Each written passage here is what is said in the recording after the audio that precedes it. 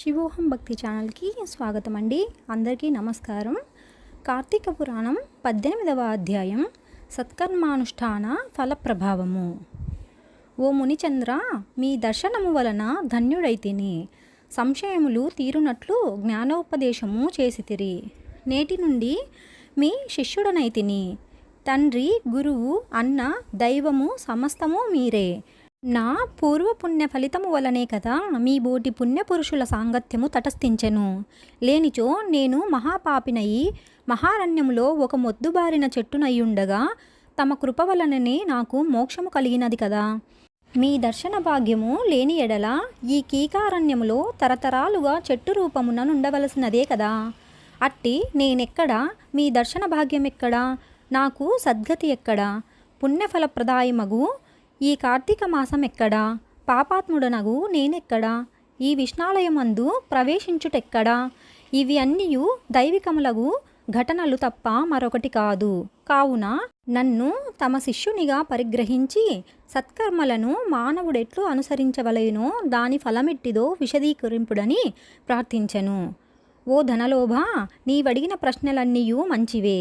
అవి అందరికీ ఉపయోగార్థమైనటువంటివి. కావున వివరించదను, శ్రద్ధగా ఆలకింపుము.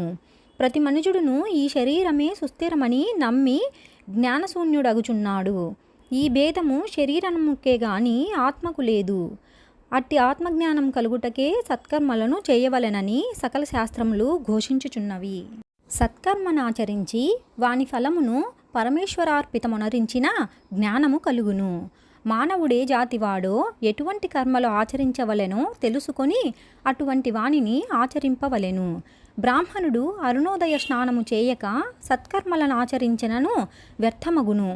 అటులనే కార్తీక మాసమందు సూర్యభగవానుడు తులారాశిలో ప్రవేశించుచుండగాను, వైశాఖ మాసములో సూర్యుడు మేషరాశిలో ప్రవేశించుచుండగాను, మాఘమాసములో సూర్యుడు మకర రాశి యందు ఉండగాను, అనగా ఈ 3 మాసములందైనను తప్పక నదిలో ప్రాతకాల స్నానము చేయవలెను.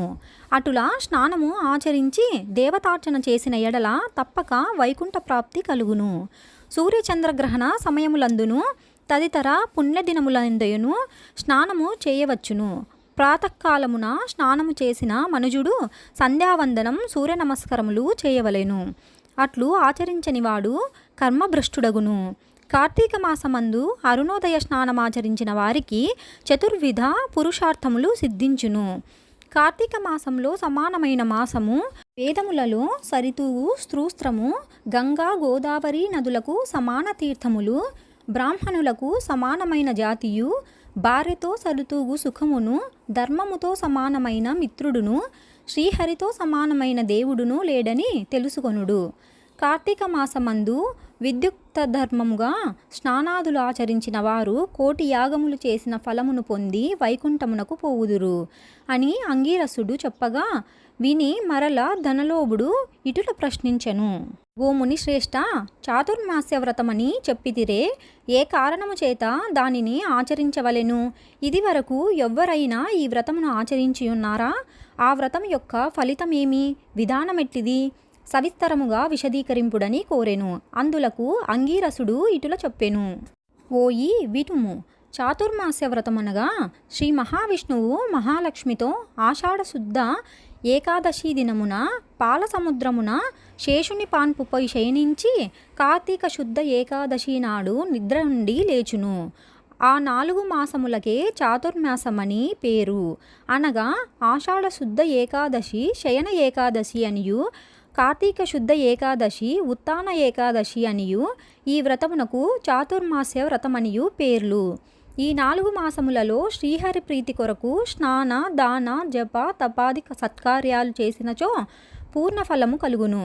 ఈ సంగతి శ్రీ మహావిష్ణువు వలన తెలుసుకుంటుని కావున ఆ సంగతులు నీకు తెలియచేయుచున్నాను. తొల్లి కృతయుగమున వైకుంఠమందు గరుడ గంధర్వాది దేవతల చేత వేదముల చేత సేవింపబడుచున్న శ్రీమన్నారాయణుడు లక్ష్మీదేవి సమేతుడై సింహాసమున కూర్చుండి ఉండగా ఆ సమయమున నారద మహర్షి వచ్చి పద్మనేత్రుండును, చతుర్బాహుండును, కోటి సూర్య ప్రకాశమానుండును అగు శ్రీమన్నారాయణకు నమస్కరించి ముకులిత హస్తాలతో నిలబడియుండెను. అంతా శ్రీహరి నారదునిగాంచి ఏమీయూ తెలియని వానివలే మందహాసముతో ఇట్లనెను. నారదా, నీవు క్షేమమే గదా? త్రిలోక సంచారివైన నీకు తెలియని విషయములు లేవు. మహామునులు సత్కర్మానుష్ఠానములు ఎట్టి విఘ్నములు లేక సాగుచున్నవా? మానవులందరూ వారికి విధింపబడిన ధర్మములను ఆచరించుచున్నారా? ప్రపంచమున ఏ అరిష్టములు లేకయున్నవి కదా అని కుశల ప్రశ్నలు అడిగెను.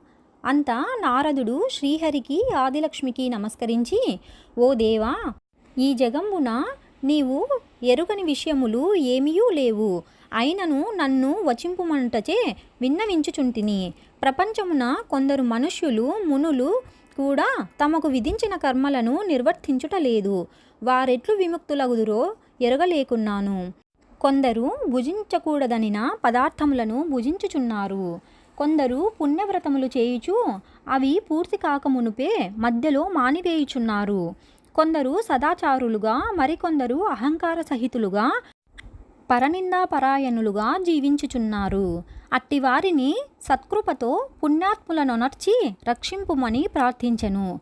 జగన్నాటక సూత్రధారుడైన శ్రీమన్నారాయణుడు కలవరపడి లక్ష్మీదేవితో, గరుడ గంధర్వాది దేవతలతో వేల కొలది మహర్షులున్న భూలోకానికి వచ్చి ముసలి బ్రాహ్మణ రూపముతో ఒంటరిగా తిరుగుచుండెను. ప్రపంచమంతను తన దయావలోకమున వీక్షించి రక్షించుచున్న దామోదరుడు ప్రాణుల భక్తి శ్రద్ధలను పరీక్షించుచుండెను. పుణ్యక్షేత్రములు, పుణ్యనదులు, పుణ్యాశ్రమములు తిరుగుచుండెను. ఈ విధముగా తిరుగుచున్న భగవంతునిగాంచి కొందరు ముసలివాడని ఎగతాళి చేయుచుండిరి. కొందరు ఈ ముసలివానితో మనకేమి పని అని ఊరుకుండిరి. కొందరు గర్విష్ఠులైరి. మరికొందరు కామార్థులై శ్రీహరిని కన్నెత్తైనను చూడకుండిరి. వీరందరినీ భక్తవత్సలుడు శ్రీహరిగాంచి వీరునెట్లు తరింపజేతునా అని ఆలోచించుచు ముసలి బ్రాహ్మణ రూపమును విడిచి శంఖ, చక్ర, గద, పద్మ, కౌస్తుభ, వనమాలాధ్యాలంకారయుతుడై నిజరూపమును ధరించి లక్ష్మీదేవుతోడను భక్తులతోడను మునిజన ప్రీతికరమగు నైమిషారణ్యమునకు వెడలెను. ఆ వనమందు తపస్సు చేసుకొనుచున్న మునిపుంగవులు స్వయముగా తమ ఆశ్రమములకు అరుదెంచిన సచిదానంద స్వరూపుడగు శ్రీమన్నారాయణ్ణి దర్శించి భక్తి శ్రద్ధలతో ప్రణమిల్లి అంజలి ఘటించి ఆదిదైవములగు నా లక్ష్మీనారాయణులను ఇట్లు శ్రోతము గావించిరి.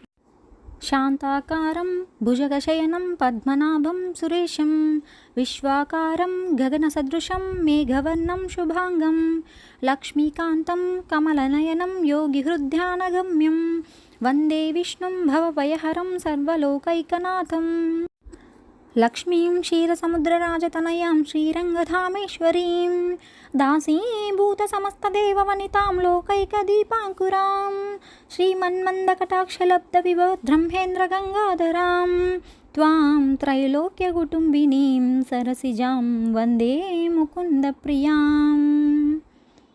అష్టాదశాధ్యాయము 18వ రోజు పారాయణం సమాప్తం.